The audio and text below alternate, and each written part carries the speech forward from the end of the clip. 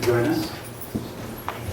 Okay, on behalf of the presiding deities and all the devotees here, I would like to welcome everyone to New Navadip Dham Mandir in Toronto, New Jersey. Thank you very much for joining.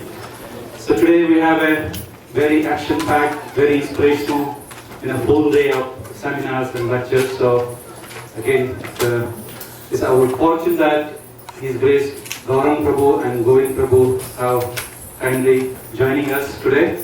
So they'll be with us for the whole day. Just want to give you the schedule what we will follow. So the first session will continue till 2 o'clock, and then from 2 to 3 we'll have a lunch prasadam. Then the second session will be from 3 o'clock till 5 o'clock. And then from between 5 to 6 we will have a break. There will be like refreshment. And then the last session will be from 6 p.m. till 8 p.m. followed by a very sumptuous prasadam. So few requests for devotees who are here. Like everyone is eagerly waiting for this kind of seminar, especially from Gauranga Prabhu. So nobody wants to miss it, but there are certain few devotees are still working in the kitchen. So during the break time, if possible, if someone can help, that will be really helpful so that they can also come and participate here. So without further ado, let us very enthusiastically welcome His Grace Gauranga Prabhu. As you know, Gauranga Prabhu, this is I think his 6th year here in Toronto. I think the first time he came here is 2005. It doesn't need an introduction, so I'm not going to do it. All of you know him very well. So again, we're very fortunate to have him here. So 6th year, yes. Thank you very much, Gauranga Prabhu.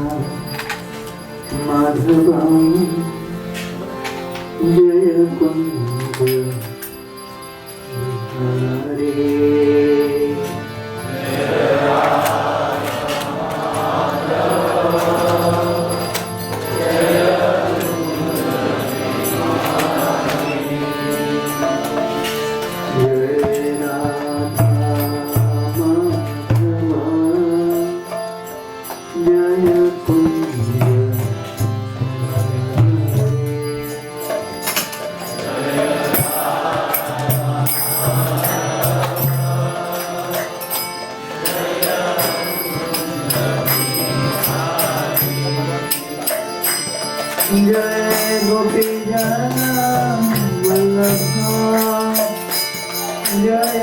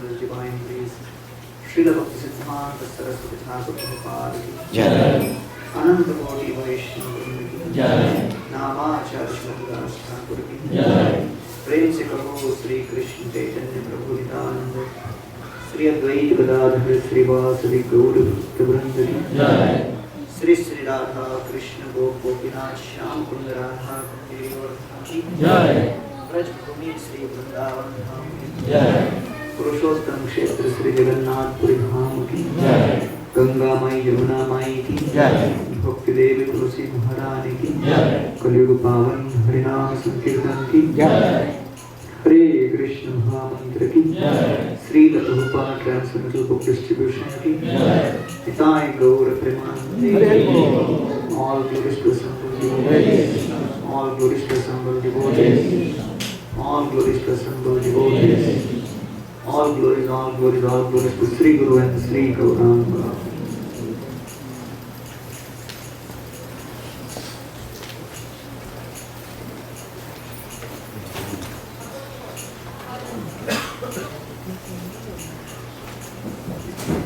Yeah, some people can. Om Namo Bhagavate Vasudevaya. Om Namo Bhagavate Vasudevaya. Om Namo Bhagavate Vasudevaya.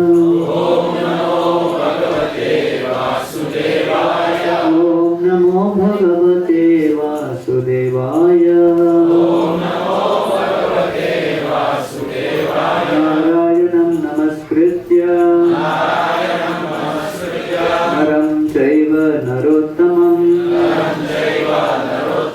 Devim Saraswatim Vyasam Tato Jayamudiraye Nashtaprayeshu Abhadreshu Nityam Bhagavata Sevaya Bhagavati Uttama Shloke Bhaktir Naishthiki Krishnaya Vasudevaya Devaki Nandanaya Cha Nanda Gopa Kumaraya Govindaya Namo Namaha. Om Jnana Timirandhasya Jnananjana Shalakaya Chakshurunnilitam Yena Tasmai Shri Gurave Namaha. Nama Om Vishnupadaya Krishna Presthaya Bhutale Srimate Bhakti Vedanta Swaminiti Namine Namaste Saraswati Deve Gauravani Pracharine Nirvishesha Shunyavadi Ashatyadeshatarine Vanchakalpatarubhyascha Kripa Sindhubhya eva cha Patitanam Pavanebhyo Vaishnavebhyo Namo Namaha. Namo Mahavadanyaya Krishna Prema Pradayate Krishnaya Krishna Chaitanya Namne Gauradvishe Namaha. Panchatattvatmakam Krishnam Bhaktarupa Swarupakam Bhaktavataram Bhaktakhyam Namami Bhakta Shaktika. He Krishna Karuna Sindhu Dinabandhu Jagatpate Gopesha Gopika Kanta Shri Radha Kanta Namostute Datta Kanchana Gaurangi Shri Radhe Vrindavaneshwari Krishnanusute Devi Pranamami Haripriye Shri Krishna Chaitanya Prabhu Nityananda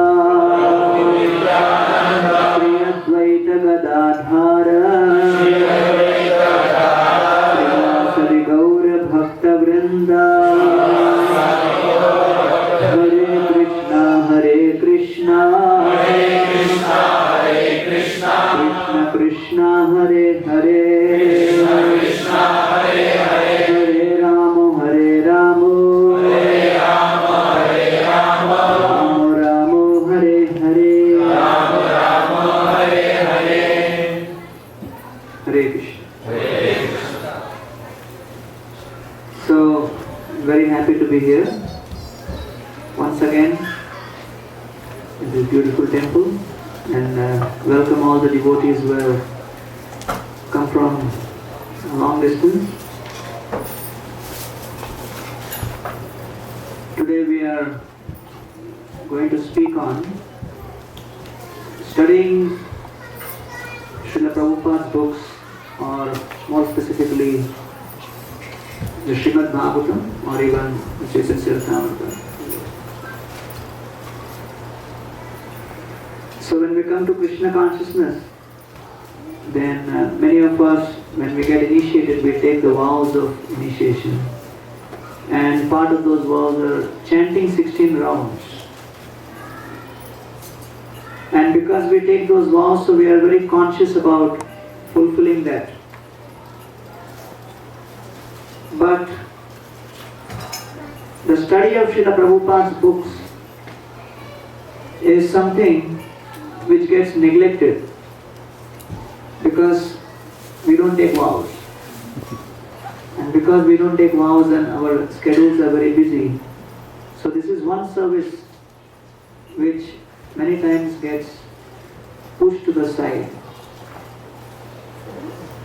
And I am yet to meet any devotee who feels that he is satisfied with his reading of the Prabhupada's books. Any lucky soul here who is very satisfied with the way his reading is going on. So if you are satisfied, it's great. This is what is the ideal thing which we want. But because of intense schedules and even, I'm a full-time brahmachari, but still we have difficulties because of so many kinds of different services which come up.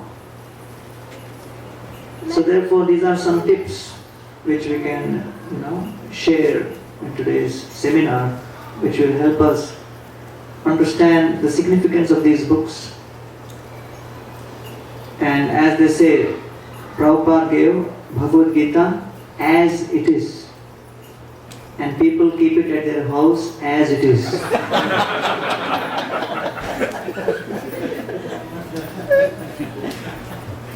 One time I was, trying to speak about Krishna consciousness to some of the students in IIT. So I visited one of my friend's rooms. I never expected him to be spiritual at all. But to my shock, I found that there was a copy of Gita already there in his room. So I had gone to give him the Gita. And there was also a set of beads. And he was known to be, not so spiritual. So I asked him, how come you have this Gita and you have these beads? So he said, I was having difficulty going to sleep at night. Somebody suggested, if you read this, it will take away all your anxiety. So I started, and believe me, within 5 minutes, I hit the bed so strong. Never had such sleep. As they say, Nashta Prayeshu Abhadreshu. And Abhadras are destroyed. So Srila Prabhupada, it is interesting, Bhavanand Prabhu gives a story that Prabhupada was revealing with him and Upendra Prabhu once in one conversation. I did not want to come from the spiritual world. But Krishna said, you go down and write those books and I will take care of everything. And Prabhupada, he says, I said, the material world is a horrible place, I don't want to go, Krishna. And Krishna said, no, you must go and write these books, I will take care of everything. And he said, no, I won't go, I don't want to go. Krishna said, no, you write these books, I will take care of everything. So Srila Prabhupada said, just like the Goswamis had trees under which they would sleep every night, So I'm having temples where I'm sleeping different days. Just like they had their books to translate, I have my books to translate. So in this way, Srila Prabhupada compared the mission to the mission of the Goswamis of Vrindavan. And through this pastime, he reveals the very special purpose of his appearance. Krishna is telling, you go and write these books. Otherwise, it is not possible that in a matter of 11 years, someone can write 84 volumes while simultaneously performing management, organization, traveling, and not just traveling within a country, traveling all over the world several times over. And at the same time, books are being printed and being published and being distributed. So therefore, Krishna Shaktivina nahi tara pravartan. Without the power and empowerment of Krishna, it is not possible. So therefore, this shows the special purpose for which Srila Prabhupada has appeared. To compose these literatures and specifically to give his purports, the Bhaktivedanta purports. And Prabhupada calls these purports his devotional ecstasies. Okay? Right. So I have kind of compiled various frequently asked questions. I was thinking which way to go ahead with the seminar. So I thought that let us go in the FAQ pattern. So the first question, I find that the books are so deeply philosophical and filled with unfamiliar terms that I cannot really understand them. Is it not a waste of time for me to keep going over and over each line or purport? So this is Satsarup Maharaj in his reading reform. He is, writing these nice set of questions. Is it not a waste of time for me to keep going over and over each line or purport? So these are questions which may sometimes come within our mind subconsciously. Because even to ask conscious questions, one needs a certain level of interest. I asked one, young gentleman, he was into investment banking. I asked him, are you interested in these books? He said, which books? I said, Bhagavatam, Gita. I started showing. He said, I am only interested in one book, the check book. My life is so crazy. I don't have time for all these things. And he just went through a few pages. Said, too much for me. I can't deal with it. So therefore, the interesting point is somehow or the other become Krishna conscious. And secondly, maintain interest and attention by taking notes. And number two, discussing the books with other devotees. So, for many of you who may have just started the process of Krishna consciousness, or even for those who have spent many years, it is extremely difficult to go through these books in the long run just by oneself. So one of the very easy methods of getting to understand these books and going deeper into these books is when we involve a kind of discussion. In the Srimad Bhagavatam 3rd canto, Shripad Maitreya Muni explains, Tathvapi kirtayam manga yatha mati yatha shrutam kirtim harir swam satkartum giram anyabhidasatim. So he says, now that you have asked me these questions, O Vidura, Tathapi kirtayami, therefore I will explain this Bhagavatam to you. How? Yathamati, according to whatever I have understood. Yatha shrutam, according to whatever I have heard. Because there are so many subject matters, even transcendental, to hear, and we cannot hear all of those. And even if we hear, we cannot understand all the subjects. because the subject matter can be sometimes extremely complex. When Srila Prabhupada first came and he was giving a talk at 26 2nd Avenue, and there was one hippie who was sitting there, and he was observing Srila Prabhupada speak, and Prabhupada made this point emphatically and repeatedly. I am not this body, I am the spirit soul. And this gentleman, he thought that Prabhupada is referring to himself. This person is definitely not the body. He is the soul. I don't know about myself. But what he is saying may be true for him. So many times, the frame of reference is so different that it's extremely difficult to understand.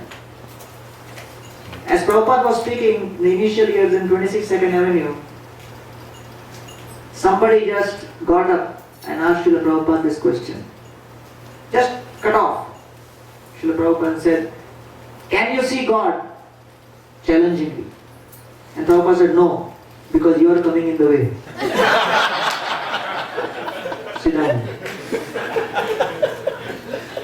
So Bhagavad Gita, Krishna explains, to understand transcendental knowledge, tadvidhi pranipatena pariprashnena sevaya. The first requirement is humility. And unless we have humility, amanitvam, alambitvam, ahimsa, kshantir, arjavam, it is not possible to understand this knowledge. So therefore here, it is extremely difficult to enter into this tattva unless one makes conscious effort. And that's very, very critical. So therefore in the Chaitanya Charitamrita it is described, ये बाना ही बुझे के हर सुनिते सुनिते से हैं कि अद्भुत चैतन्य चरित्र कृष्ण उपजिते प्रीति जानी बेरा सेररिति सुनिलई बड़ा हुए हित. So it is described by Krishnadas Kaviraj Goswami, ये बाना ही बुझे के, if someone says, I cannot understand this Chaitanya Charitamrita, it's in Bengali, it's too difficult, it's dealing with too many complex topics. Shunite shunite seha. Just keep hearing again and again. So the fundamental principle in understanding and developing a taste in these books is repetition. Repeated hearing, reading and discussion. So therefore, in Kali Yuga, oftentimes we think that solutions will be very simple or magical. Everyone comes thinking that, okay,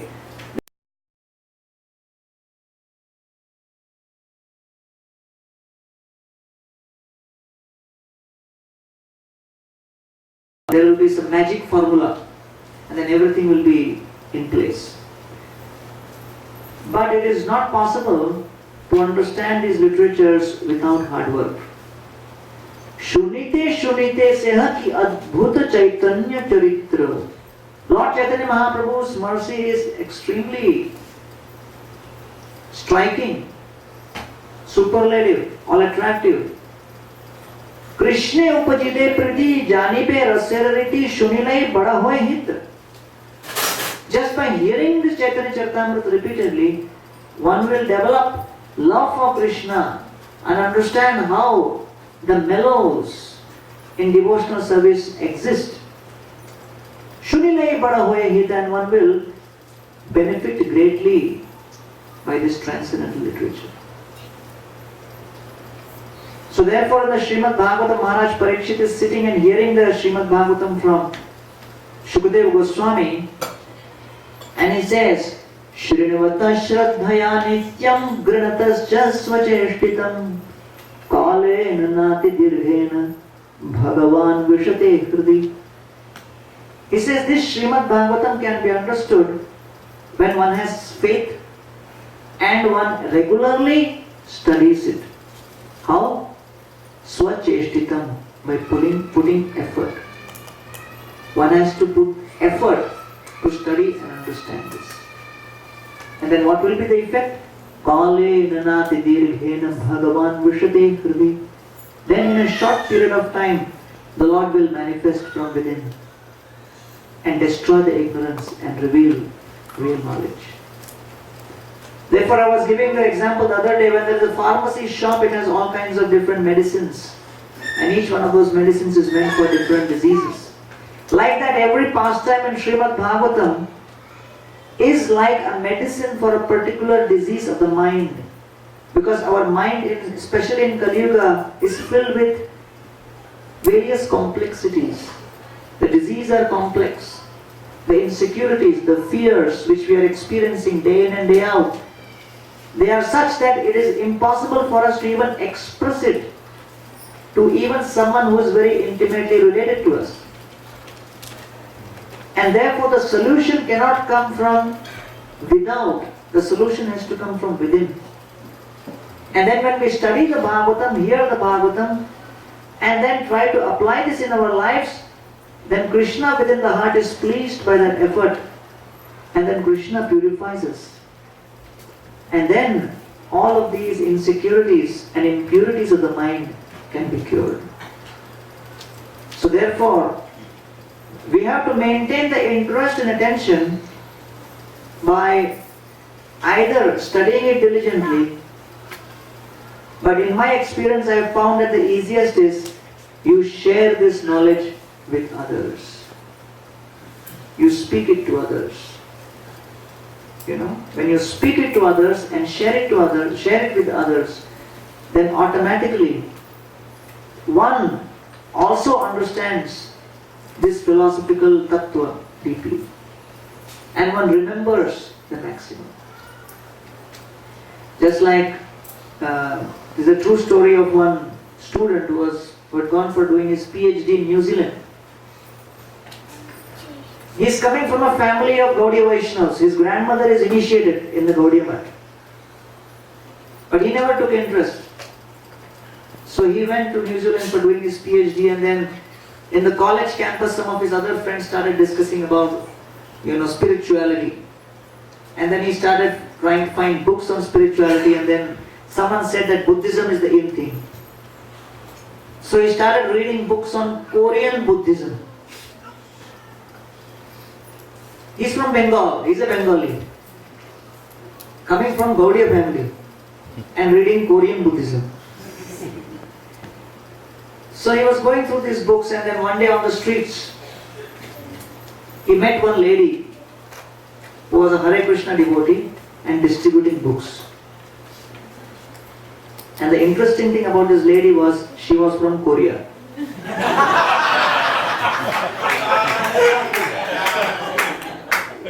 So she showed him Srila Prabhupada's books, and he saw those books and he said, "Is it spirituality?" He said, "Oh yeah." And then he looked at her, and he could understand that she is from Oriental background, so he asked her, "Which country are you from?" And she said, "I'm from Korea." "Korea? Wow, I've been reading so many books on Korean Buddhism. I've been practicing Korean Buddhism. What do you practice?" And she said, "Gaudiya Vaishnavism." And I said, "My God, that's what I saw my grandmother doing all life. So probably I should also check it out." So he went like this. So that's what happens. Sometimes when we get things easily, we try to think that, we start thinking that, probably it's not the highest. That happens when you get things very easy. So therefore, then of course now he's an initiated devotee. He's a disciple of Devamrita Maharaj. So therefore we find here that Srila Prabhupada, he struggled a lot to come to America and give us these books. And it's not an ordinary thing that so many books have been written and given to us. And therefore, we have the opportunity to discuss the contents with other people. So as a simple example, if you read a certain section on a certain day, so you could either take some notes on that and then try to share it with your family. or you try to share it with your friends, or try to share it with some colleagues in office, or someone. The interesting thing about association, which I was discussing yesterday at the Bhakti Center, is what the association of devotees actually does is it creates aspirations. When you see some other devotee doing something, you also get aspirations. And as soon as you get an aspiration that, oh, just see, this devotee is preaching so nicely, this devotee is studying so nicely, automatically the aspiration comes in our heart. I should also become sincere and serious like this. As soon as that aspiration comes, Krishna notes that aspiration and gives the strength from within. So Krishna, who is passive as Paramatma and witnessing what we are doing, just by seeing that aspiration becomes active and gives strength. The strength to transform, to change. So that's the amazing thing about the association of devotees. And therefore you can always find some role models by seeing whom you can also get the inspiration. I should also try to share the knowledge of the Bhagavad with others. So therefore, here our Maitreya Rishi is saying, Yatamati yatashrutam kirtim harer swam satkartum. I am speaking to purify my tongue, otherwise my tongue will become impure. It will be unchaste. Gram anyabhida asatim. It will display its prostitute-like tendency. So therefore, when you share the contents of Prabhupada's books with others, you will see that you are absorbing the contents to the maximum possible extent. The thing about reading is, okay, go to the next question. Often I finish reading a long purport only to find that I was thinking about something else the whole time. How many of you have this experience? You seem to be happy about it.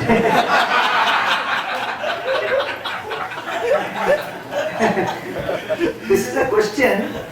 You should not think that this is a bona fide thing.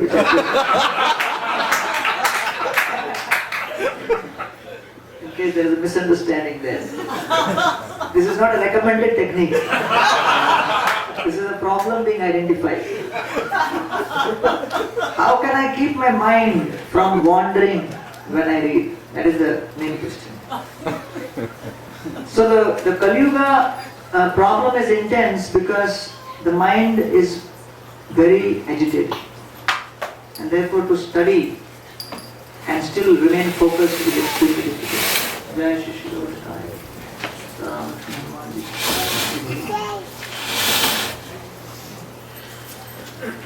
Okay, so yeah, some important points have been given. First is the attitude.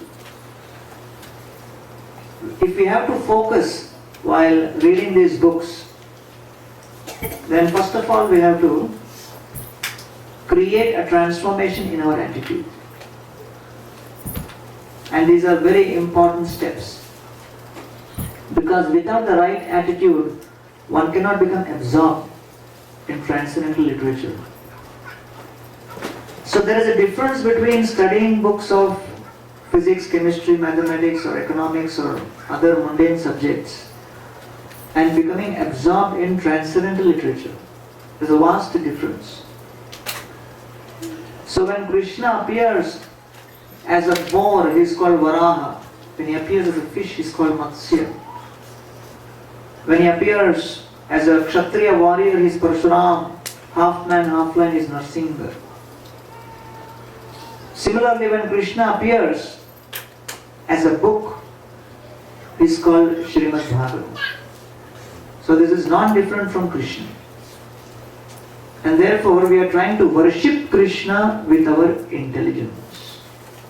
Tadoham te vidhasyami Mahapaurushiko bhavan Yasya Shraddha Datamashu Syan Mukunde Mati Sati. So Maharaj Parikshit is expressing his great joy and great bliss that he is able to speak this Srimad Bhagavatam to Maharaj Parikshit, because he is pleased with Maharaj Parikshit's attitude. Tadaham te abhidasyami mahapaurushiko bhavan. You are a Mahapurush, he is saying. Why? Yasya Shraddha Datamashu. You have faith. You have proper faith in Krishna. Syan Mukunde Mati Sati. You have accepted the circumstances in your life with humility. Non-acceptance of reality creates agitation.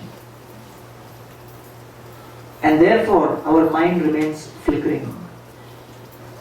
If you observe, when do we become most agitated and when does it become extremely difficult for us to focus either on the chanting or on the reading, is when certain events or incidents have happened contrary to our expectations, beyond our control, without our permission.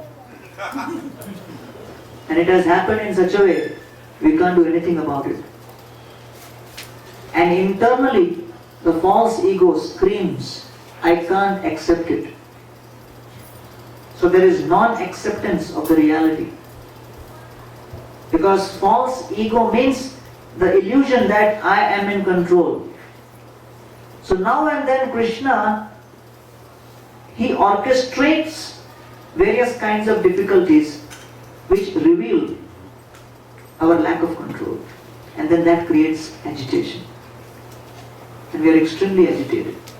So Maharaj Parikshit is just young, very pious, born in a noble family.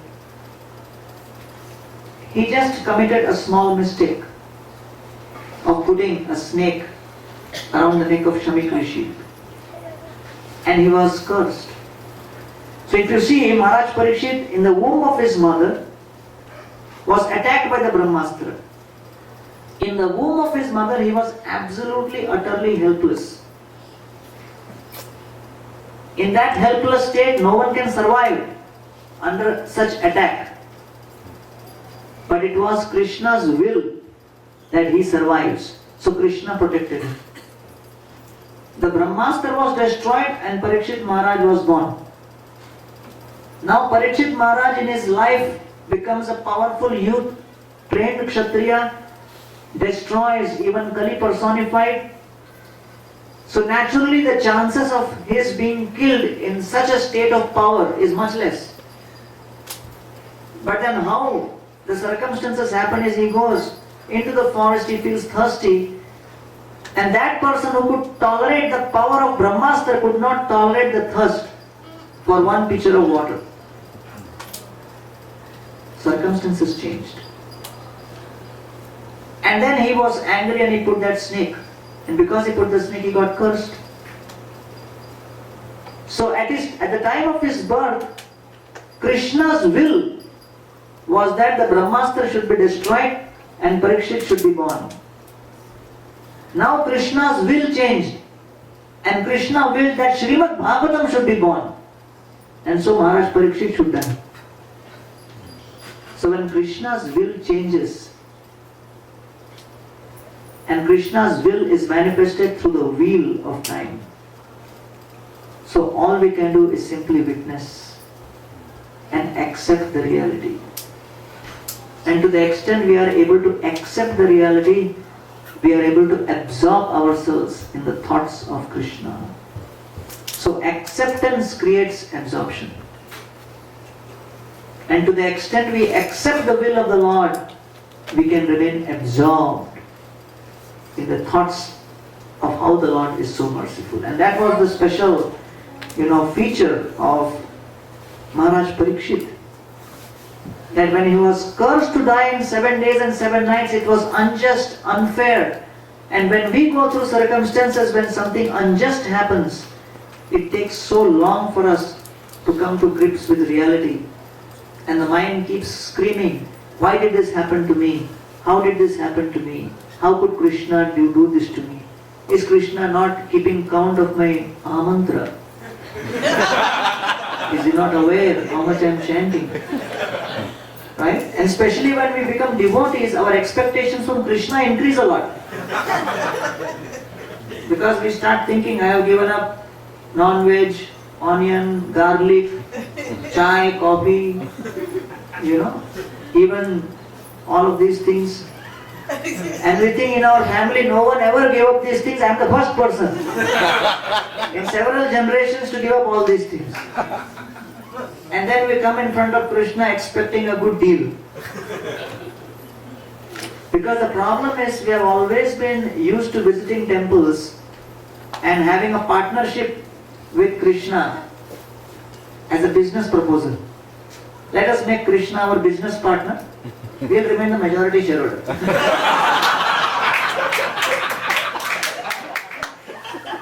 Make sure that everything goes on okay with me. Intuitively, that has been the motive for visits to the temple. What can these gentlemen or ladies, depending on which Devi Devata we are visiting, they can do for me? That is not devotion, that is not love, that is business. So therefore, for the first time when we come across Srila Prabhupada's purports, we realize that devotional service is much beyond business. Devotional service is not about what he can do for me, but what I can do to serve him. So therefore, the whole mentality changes. And we are shocked to read the pastime of Maharaj Parikshit. Right in the first canto. Grandson of Arjun, piety personified, one who destroyed Kali, who never committed any sin.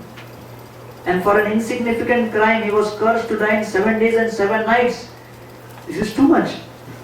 And he's not protesting also. And he's happily accepting. Tasyaiva meghasya paravaresho vyasakta chittasya grihesho bhikshnam nirveda mulo dvijashaparupo yatra prasakto bhayamashu. So, Parikshit Maharaj is saying, my dear Lord, thanks to you. I thank you, my gratitude to you for putting me in this situation. He is thanking the Lord for this calamity. That is another big shock. That one goes through calamity and someone has the capacity to thank the Lord also for it. Vyasakta chittasya grihesho bhikshnam. He said, why? Because I have been so attached to material sense gratification and material life, and I am so attached to being the king that there was no way I could have become detached except through this calamity. And you have done that to purify me, to take me to a higher level. Nirveda mulo dvijashapo rupo yatra prasakto bhayamashu. So that at least out of fear, I will give up all my attachments and take your shelter. So therefore there is acceptance by Maharaj Parikshit. He accepts that yes, Krishna is in control. Krishna's will is infallible. He didn't think, oh, when I was in the womb of my mother, I was helpless embryo, I survived then. Now, why Krishna did not protect me? So when good things happen, there is immediate acceptance from us. When good things happen to us, we come to Krishna and say, of course. You are definitely the Supreme Lord. You are the cause of all causes. So that is where our double standards are exposed. When something good happens, there is immediate acceptance, and when something bad happens, there is questions. So therefore, Krishna, through this pastime of Maharaj Parikshit, is revealing that when there is acceptance of Krishna's will, that is the only reality. Krishna's will is infallible. He is the supreme transcendental autocrat. He can move his will in any way he wants. The entire Srimad Bhagavatam is nothing but a complete case study of how the devotees accept Krishna's will. And because of that acceptance, they get the capacity to be absorbed in his pastimes, in his love, in his service. So therefore, how can I keep my mind from wandering when I read? So this is not just a question of my wandering of the mind only while reading, even while chanting or doing any other thing. To the extent we are able to accept this fact with humility. What is the humility? To understand that Krishna's will is all powerful, infallible and supreme. My will has to be subordinate to his will. It is not that he will come and ask question from us, what is your opinion? And then he will execute his will. No. So therefore, this humility is the first principle, and freedom from the false ego. So what does false ego mean? Exactly opposite of humility. So I have a very high conception about myself. I think that whatever I am doing is something great.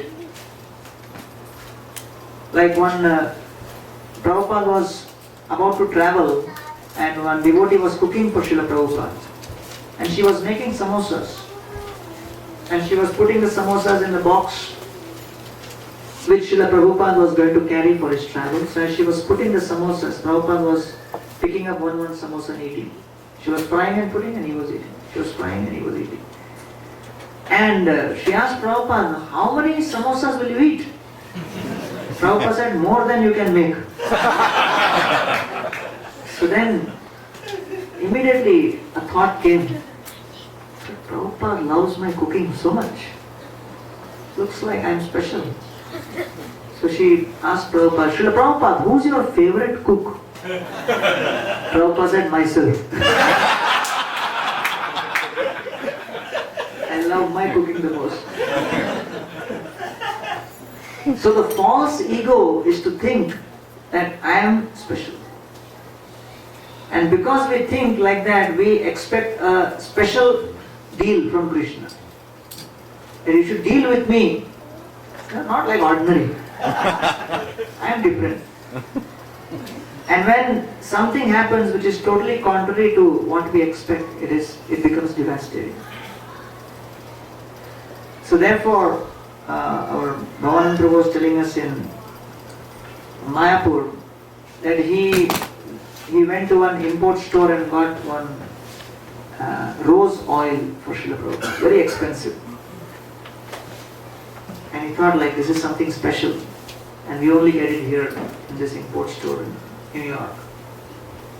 This is the best. Prabhupada was impressed. He went and gave it. So one is supposed to put the rose oil, one drop, and it goes on for several months, one bottle. So as soon as Prabhupada received it, he said, Prabhupada, this is a very, very special, unique rose oil. You won't get it anywhere in the world. He gave it. Prabhupada opened, took his palm, Prabhupada emptied the whole thing. And he was shocked. Bhagavatam was looking, what's he doing? And Prabhupada not only that, took that and rubbed it on his head. Completely. And then he was still shocked. And Prabhupada added to that. And Prabhupada said, in Calcutta, it is better. He said, instantaneously, he became so humble just by that. So the false ego is the connection of the soul with the spiritual world.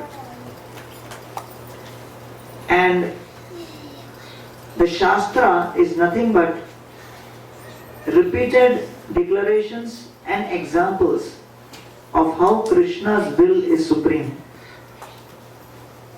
What is Bhagavad, each pastime?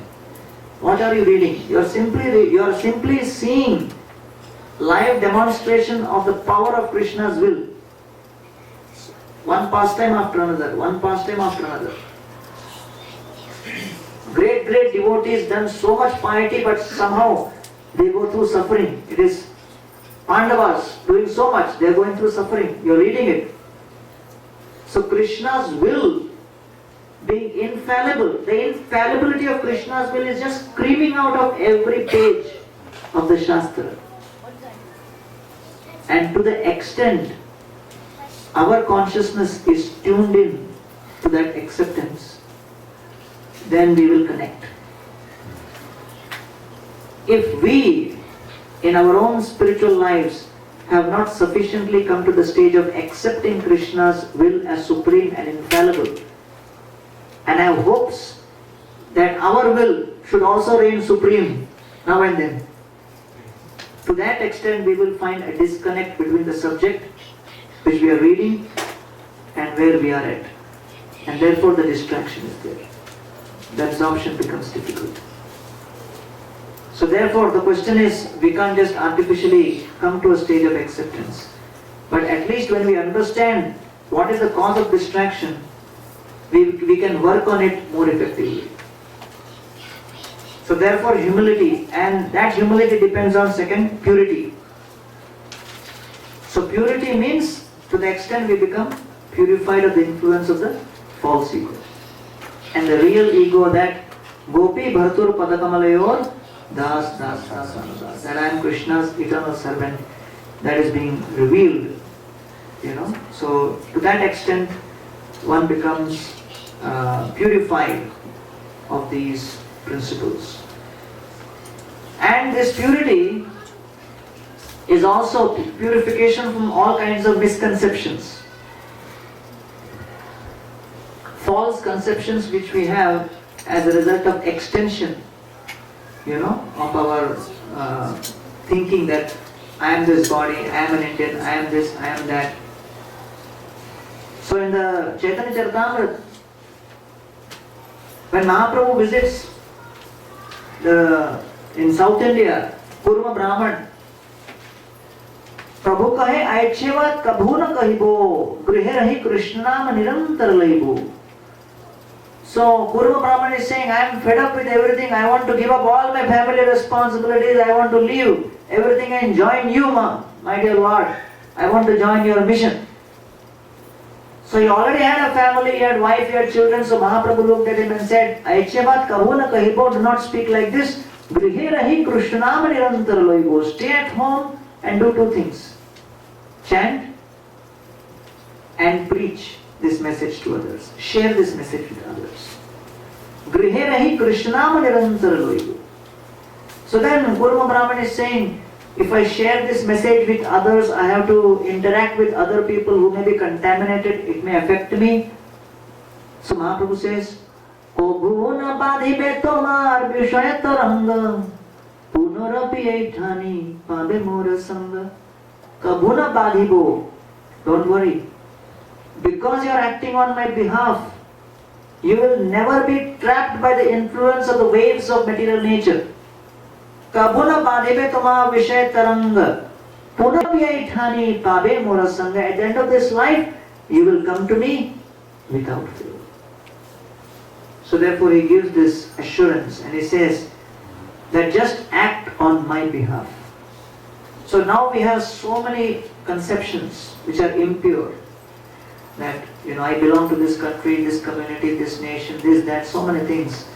So ultimately we have to develop the purity that I am only a servant of Krishna.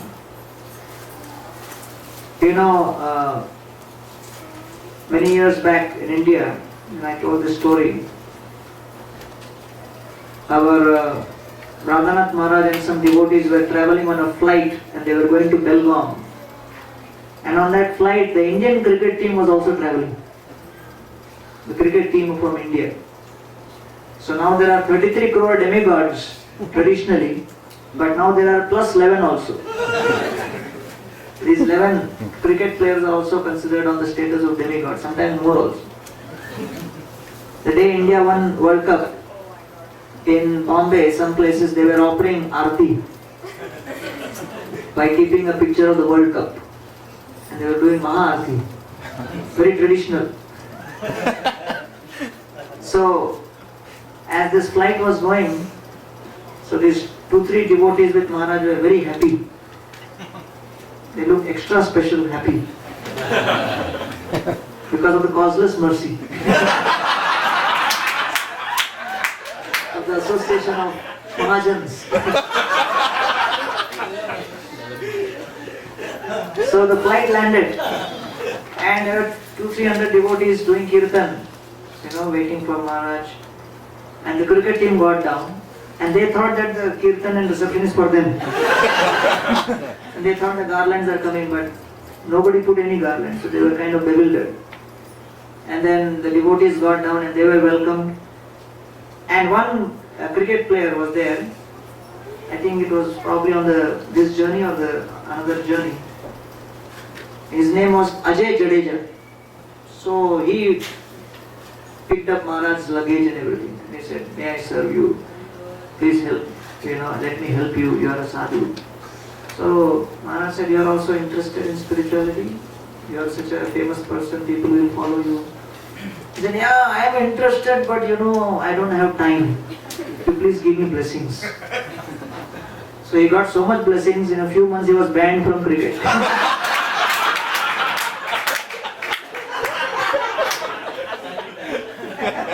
Lot of time.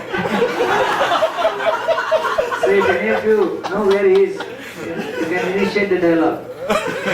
He will remember waiting. So the day there was this Cricket World Cup final in Mumbai, we have never seen such madness to such an extent. You organize a Rath Yatra and with great difficulty, 20, 30, 50,000 people come after so much of austerity. But here, millions of people on the road, celebrating like anything, shouting and screaming and crackers, firecrackers. I wanted to sleep early, but I realized that if India wins, they are going to create havoc at night. So I wanted to make sure that whether they are going to have firecrackers or not, depending on whether India is winning. And I asked somebody, so what's the score? And score was regularly coming from the Wankhede Stadium. Some of our devotee children were there. They were calling up. This is the score. Please pray to Krishna.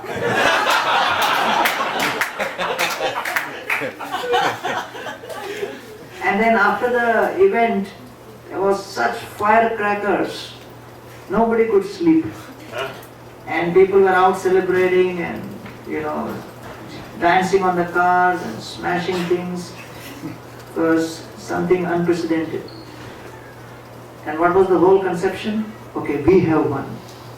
Who has won? We. Who? India. I am Indian. So that connection, that conception. But that conception is not the reality because originally we are the soul.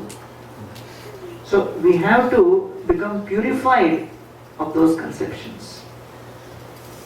And when we become purified of that conception and we understand, okay, I am neither Indian nor American nor this nor that nor engineer nor doctor, but I belong to the Krishna family.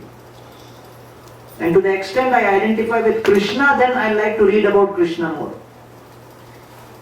Otherwise, if you are thinking strongly, I am Indian, India must win, then you like to read a sports magazine which is describing about the victory of India. So therefore, this purity is also an important factor.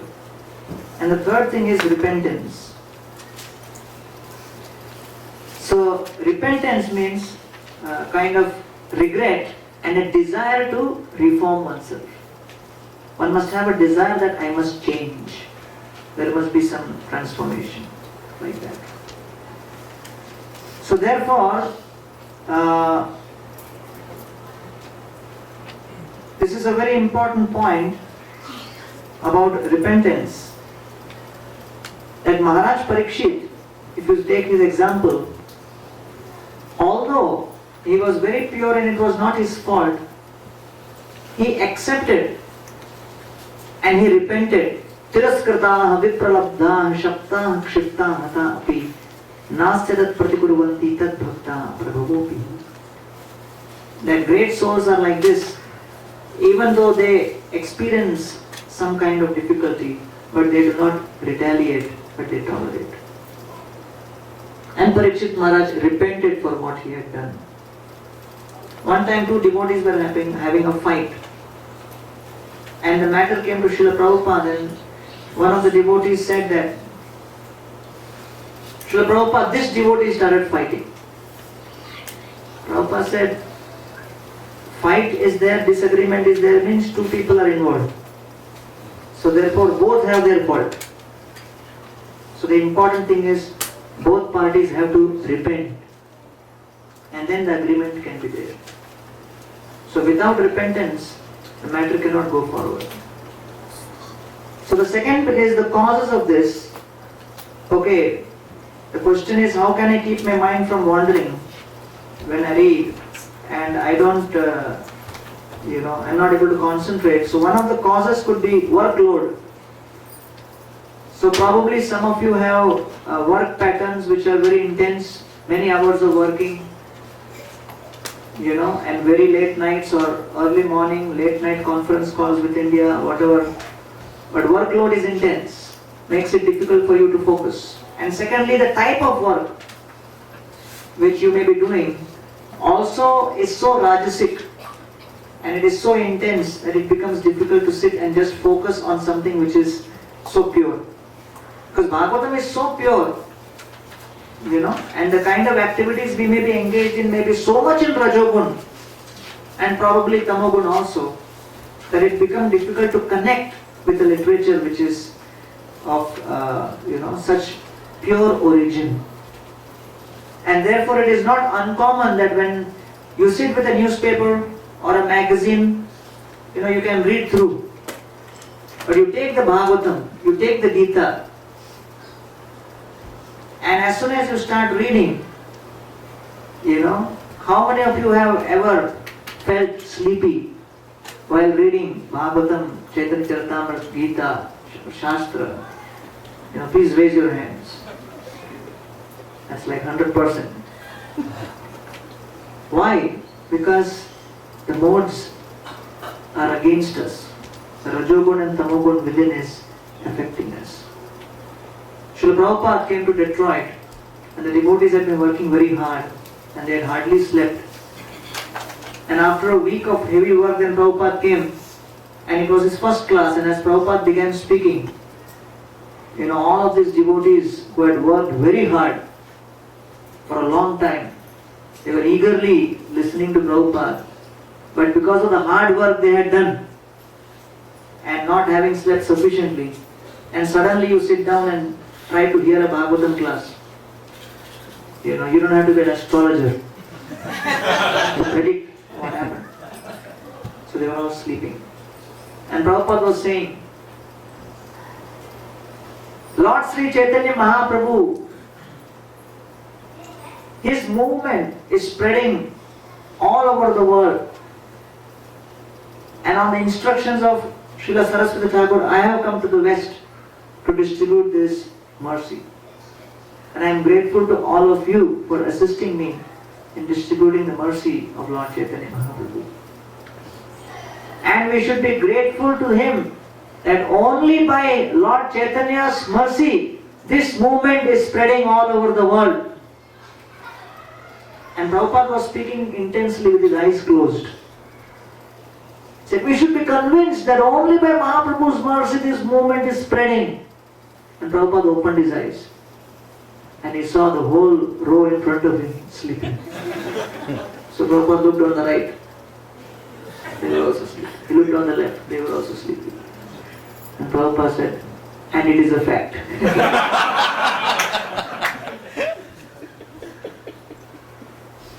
So it is so difficult to focus when you are reading and studying, because the modes are against.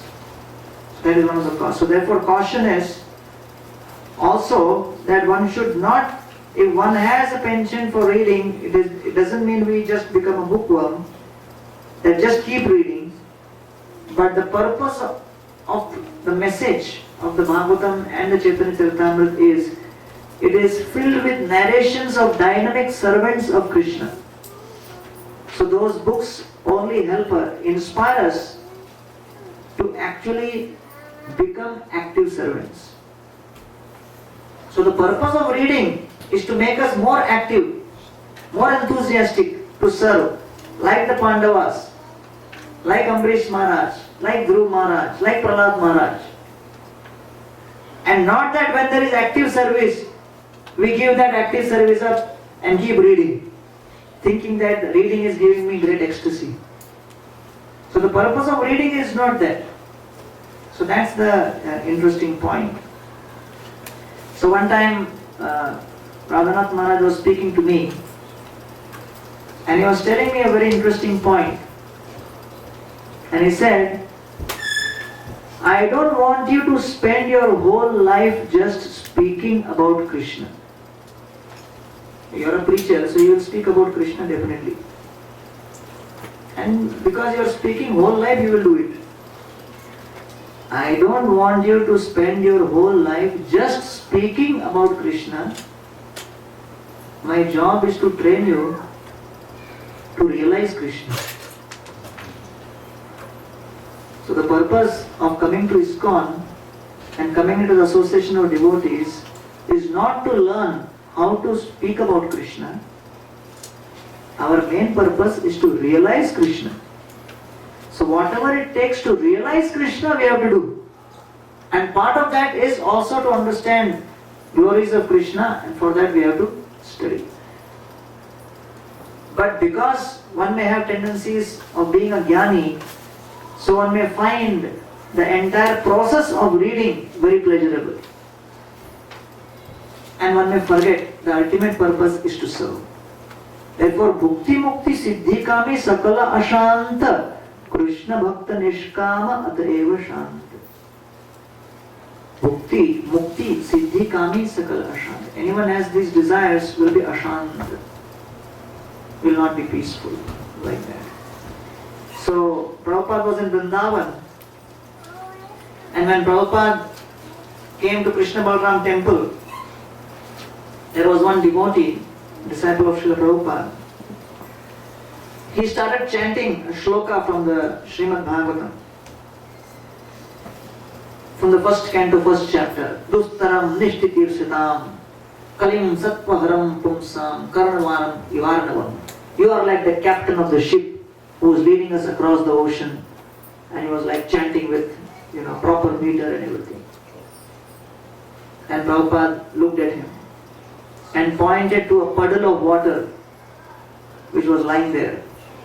And Prabhupada said, you are standing here chanting verses in my glorification, and there is so much of dirt here to be cleaned. Who is going to clean? Stop chanting and clean. And Prabhupada immediately engaged him in performing that service. So therefore, the purpose of studying is to understand how to become a dynamic servant of Krishna. And as we are performing service actively as Krishna's servant, we may go through difficulties, and therefore we need to read about those great souls, how they continued serving in spite of difficulties and how they got the inspiration to continue serving. So we need to read that. So both are codependent. Okay, next. So another type of problem. I like to read so much that sometimes I find myself reading when I should be doing other things. Is this alright? Okay, this may not be a common problem, but still this may be a problem. And go ahead. So the effects of reading without obeying instructions is number one may get a corrupt attitude, and number two, one may do misinterpretation.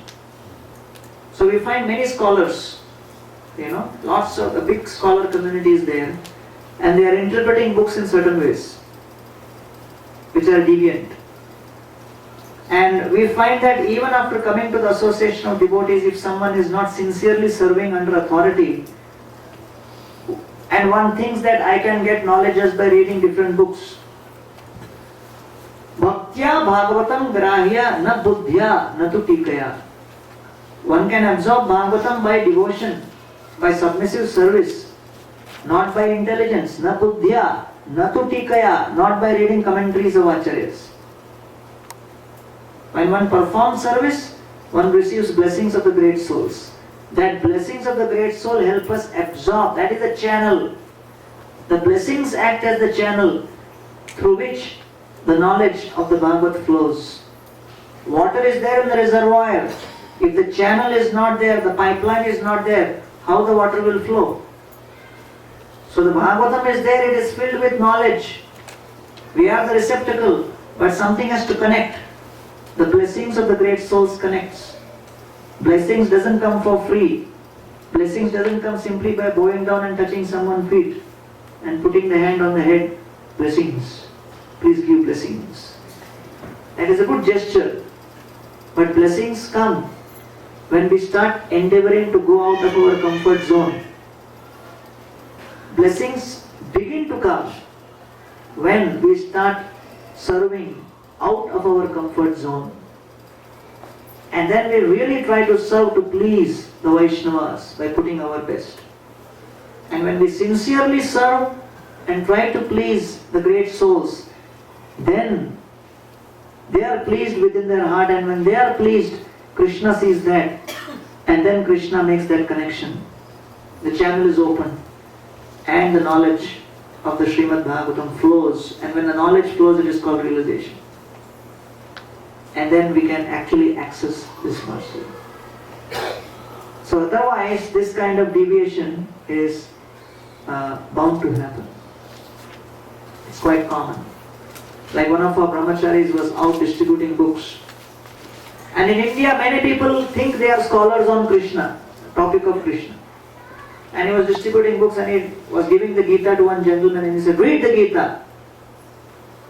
And this man in the local train, he was so angry, he said, I don't want to read anything about Krishna. He was a womanizer. He was doing this in Vrindavan, that. I don't want to hear anything about him. And this devotee, this brahmachari, just caught hold of his neck. In the moving train. Said, stop blaspheming Krishna. And then he put him against the wall of a moving train. So he got bewildered. He said, don't blaspheme Krishna. Krishna is the Supreme Personality of Godhead, cause of all causes. If you blaspheme, you are committing great aparadh. You understand? And he said, yeah. So who is Krishna? The Supreme Personality of Godhead. So he asked him, how you got so much guts? Because this devotee is very thin. So he said, first thing I saw was he was thinner than me. And then he said, I read Narottam Das Thakur, Krodha Bhakta Dveshi Jane. Someone blasphemed, then we should also defend. And this guy was like an educated person doing his PhD, somewhere. So he thought he knows who is Krishna and what is Krishna. So just by studying, by accessing the books, nothing happens. Because you can go on increasing the reservoir volume, but that doesn't do much as far as connection to us is concerned. The connection comes through the channel. And the channel is nothing but the blessings of the great souls. And the blessings come as a result of genuine, honest, hard work performed in the service of the Vaishnavas. Otherwise, it will just be licking the honey from outside the jar. Like that. So therefore, go ahead. Escaping seva to read is selfishness and cheating. In Chopadi, one of the many times I have seen, we tell somebody, okay, can you come to the kitchen? There are lots of pots there to wash. I say, I just started reading Bhagavatam, So suddenly, the art of studying enhances when someone hears pot wash. So when I first joined, also I was serving in the kitchen initially. When I first joined 94. What happened was I didn't know any cooking before. So when I was studying in IIT, some of our friends, they came together And they decided we are going to give up now eating in the mess because it's all a mess. They will make Krishna Prasad. So I got bewildered. And in the hostel, how you are going to make? How you are going to cook? So one of the devotees said, I will cook. I said, do you know cooking? He said, no, I have seen my mother cooking. So I thought probably I came too early to ISKCON. Whether I am going to get anything or not. They started cooking. So one day we were doing japa on the terrace, and one of our leaders at that time amongst the students, he was like more senior in the devotee association. He just declared loudly, I just read Prabhupada said we never went to the moon. So the other devotee was the main cook. He got very angry. He said, hey, how can you say this? We never went to the moon. Don't make all this. I have heard enough of contradictory statements, but this is too much. I can't handle it. He said, yes, you never went to the moon. Don't blaspheme Prabhupada. Prabhupada has said this. And the big fight began. And this other guy who was the cook got so involved, time for our breakfast was coming close. So 3-4 of us were usually the recipients of the prasad. We kind of went to this guy, our head cook, and told him that, whatever happened in the moon, but we are on earth. Have mercy on those who are on earth. Please, let us go. No, today till this debate is resolved, I won't go to the kitchen. I said, Maria. Forced Ekadashi. So, that day, 2-3 of us remaining, we went. And we had an old stove, kerosene stove. Very old and very strange looking. It could take half an hour to start it only. Appeared like it was remnants from Battle of Kurukshetra. So we just did whatever was possible, and that was, the day, I first cooked. So then from there, in ISKCON, once you start something, you keep on doing. That you should remember. If someone gives you, please broom this. Prabhu, can you broom this? So, yeah, sure. So be rest assured, next 10 years we'll be doing that. No, I'm saying, be careful. So I started. So then I came to Chopadi. I joined. So I was in the kitchen. So there was no problem in the cooking part, but the problem was the feedback. I was staying in a small family, 4 people. So as soon as the ladies cook, then the husband sometimes say this. Namak jyada hai, namak kam hai, ye wo hai. So there we had so many brahmacharis. Someone coming from Punjab, someone coming from Kerala, someone coming from Bengal, someone from Gujarat. So you make something sweet, Gujarat is very happy. Then South Indian gives gali and go. So you make sambar, you put little imli, and then Gujarati comes, khatta bana diya. So I said, Hare Baba, what is this going on? I came to Hare Krishna to hear all this or what? So it was becoming difficult. So I thought how to escape from this. So I thought, okay, let me increase preaching. So probably then, they'll see he's too busy. So I went on increasing my program, 2 programs, 3 programs, 7 days a week. So 7-8 programs. So then the kitchen in charge came to me and said, looks like you're very busy. You're doing too much preaching, so I think you should be relieved from kitchen. That was like nectar for me at that point. So I said, well, I don't mind, but if you're saying so, then what can be done? I only want to do with blessings. So he agreed. So I got out of the kitchen. So I thought that's the end of it. But when some service is written in your account, you cannot escape. That's right. Krishna keeps account. He may just give a reprieve for some time. So many other people came, and then we had paid cooks, and the nature of the kitchen was our ashram kept growing. Now we have 185 brahmacharis, and our Sunday crowd is 2,000, 2,500. Some festivals we don't announce only, afraid that too many people will come. And we don't distribute prasadam also, to encourage lesser people to come, and we keep making announcements. Live telecast is available on radhanathswami.us. Please try to see live. So because the numbers went on increasing, it was becoming difficult to manage. And one of Radhanath Maharaj's guests came to the kitchen, to the prasadam hall. And one gentleman standing on the door, he chased him away. So he came and complained to Maharaj. Maharaj started inquiring, what is going on, why things are not proper, And then he called some of us, what is going wrong with the kitchen, why people are not satisfied. Chopad is famous for preaching and guest hospitality, this and it, but nobody is praising the prasadam, nothing good is happening. So then I was very quiet. As you know, in ISKCON, jo bole, so kare.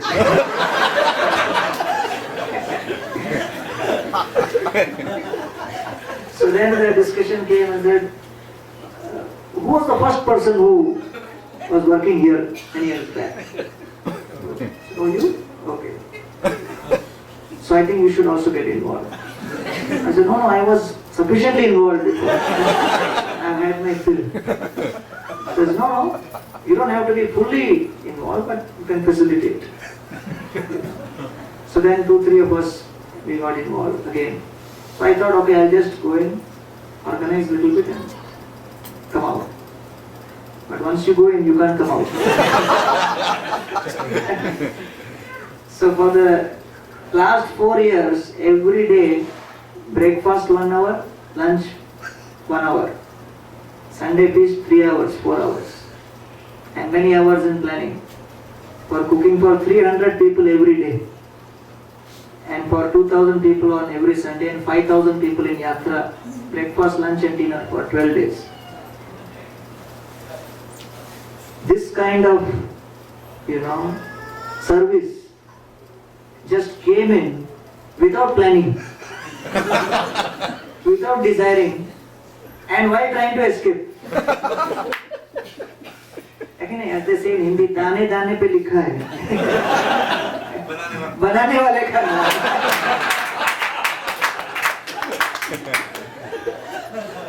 So I was thinking that this is something which I didn't want to do at all. But the other realization I got was, what happened as a result of this was, probably I got less time to study, but I got a lot of blessings. So you will be happy to know that just 3 months ago, we got our kitchen ISO 22000 certified. So we had a whole team of now 16 brahmacharis working full time in the kitchen. And we have 20 employees.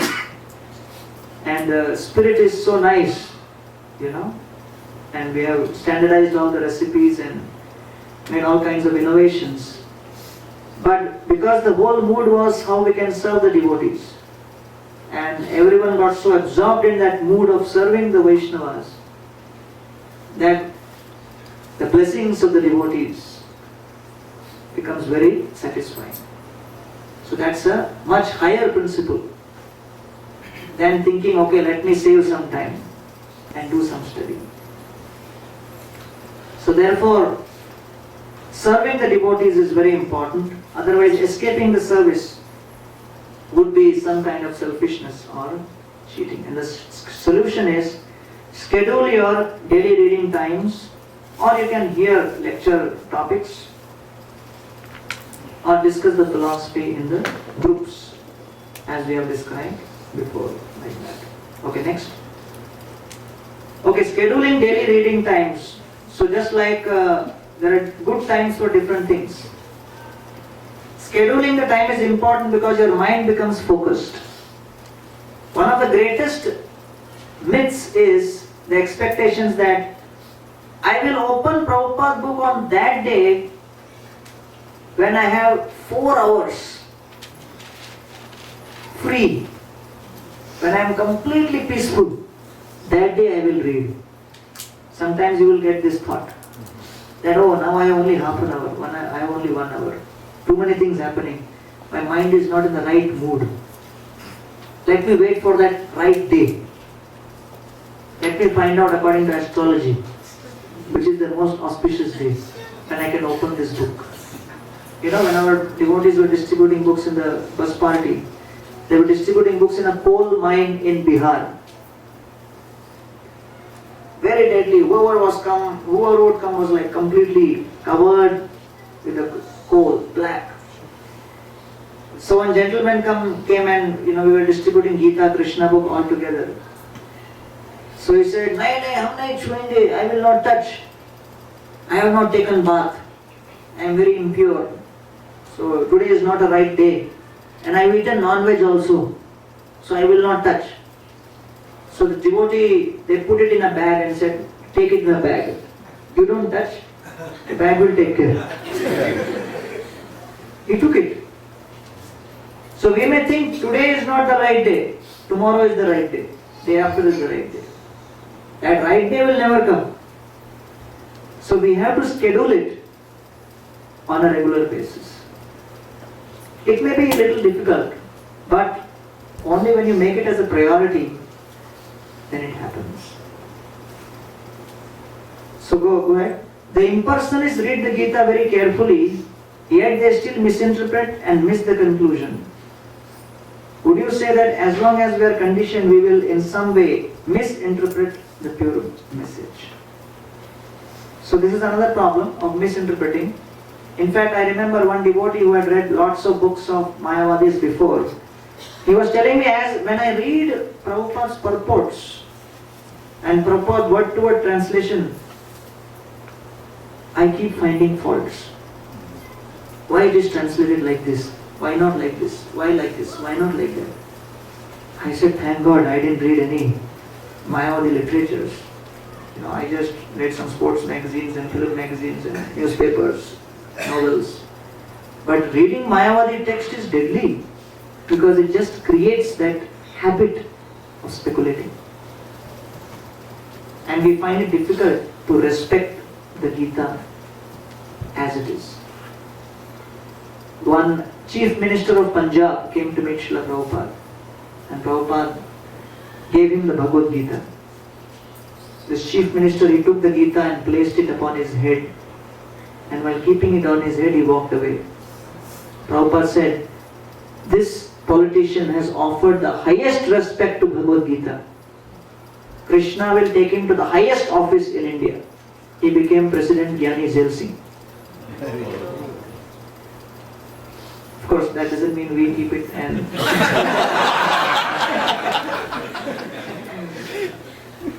you think, okay, I have a chance now. Prabhupada made that statement. He gave blessings. So, the devotees are in the mood of Lord Chaitanya Mahaprabhu and they accept Krishna as the Supreme Lord. So most important principle is only when you accept Krishna as Lord, you can get taste in reading this. Somebody asked, why you are repeating again and again so many times? And that will come again. So while eating, if in your sweet rice, suppose you are eating sweet rice and you get kaju and kishmish, and lots of kaju, cashew and raisins are there, and badam, almonds. Does anyone complain? And if someone give nice, very delicious sweet rice every alternate day, do you also complain? But why you are giving sweet rice? Every day we are eating sabji, roti, dal. Do we complain? Again roti, again dal, again sabji. No, we are eating. So therefore, when we understand that this is nourishment, then we will not find it as a problem. Right? One gentleman was saying, I don't read Prabhupada books because I don't remember anything. I read, I forget. Many times I forget which chapter I am reading also. Many times I repeat the chapter, then I realize I have read it already. I forget which shloka I was reading. So I said, no problem, you have been married for 20 years. How many meals your wife has cooked for you? Do you remember all of them? No. But has it nourished you? Yes. So Bhagavatam is not for remembering. If you remember, it is great. It is for nourishment. Nourishment of the soul. Because Kali Yuga is designed in such a way, we won't remember. You know, I have spoken on the Atma serial. And many people who watch the serial, I mean, they are just repeating every year, same thing. They keep repeating episodes again and again every year. And people come up to me and say, this year, it is very good. And what is very good? That episode, this year's recording very good. It's very new. I said, same thing going on. No, it is new, you see. I only spoken on her name. Yeah, I know, guarantee 100%, it is different. All glories to Kali Yuga memory. So we won't remember, so don't have high hopes. So whatever you can remember, it is bonus. But the purpose of reading is not to remember and recall.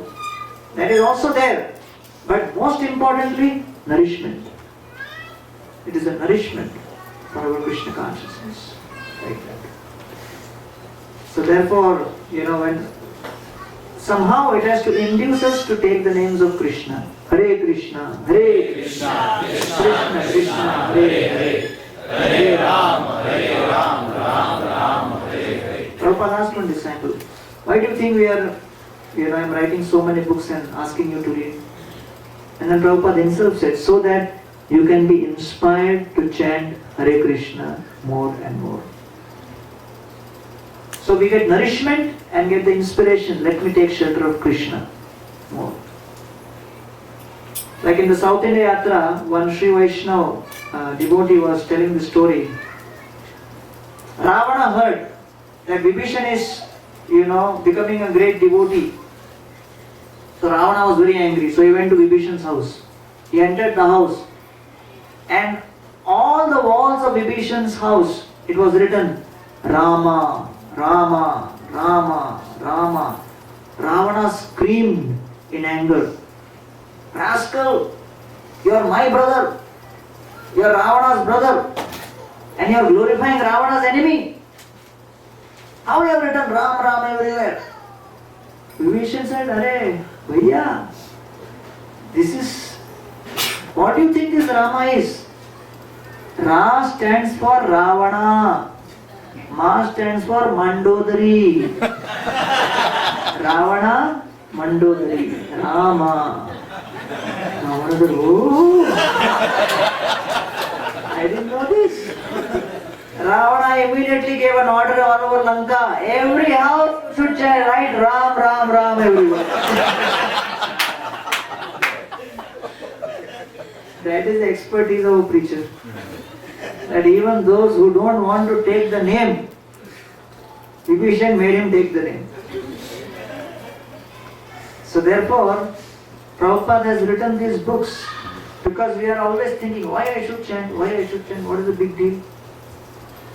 Lot of reasons, logic, stories, inspiration is there which convinces us I must take shelter of the holy names. Hare Krishna, Hare Krishna, Krishna Krishna, Krishna, Hare Hare, Hare Rama,